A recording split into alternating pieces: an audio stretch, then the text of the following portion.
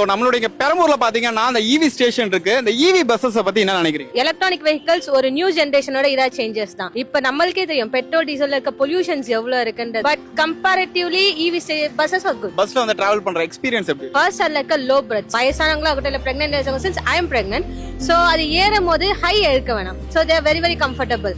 இது டிசேபிள்டு பர்சன்ஸ்க்கு அதுக்கெல்லாம் நம்ம நார்மல் பஸ்ஸஸ்ல இருக்கு. பட் இந்த மாதிரி லோ ஹைட்ராலிக் சிஸ்டம் இருக்குன்றது ஒரு நல்ல கம்ஃபர்டபிலிட்டியை கொடுக்குது. இப்ப இருக்கக்கூடிய கவர்மெண்ட் வந்து அந்த கவர்மெண்ட் பஸ்ஸஸ் எந்த அளவுக்கு வந்து சூப்பரா மெயின்டைன் பண்றாங்க? ஃபர்ஸ்ட் திங், இந்த மாதிரி எலக்ட்ரானிக் பஸ்ஸஸ் வந்து அப்ராட்ல ரொம்ப ரொம்ப காமன் யூசேஜா இருந்தது.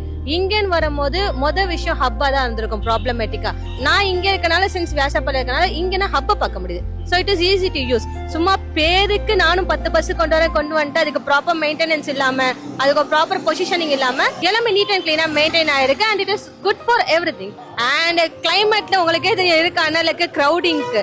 இந்த பஸ்ல இருக்க நான் பார்த்த 3 ஸ்பெசிபிகேஷன் என்ன: birth system, low and upper birth, standing system. அது மெயின்டைன் கரெக்டா 25 or 60 ஹேண்டில்ஸ் தான் இருக்கு. அண்ட் அவங்க நிக்கிற விதம் நம்ம ஸ்பேஷியஸா ஃபர்ஸ்ட் இருக்கு.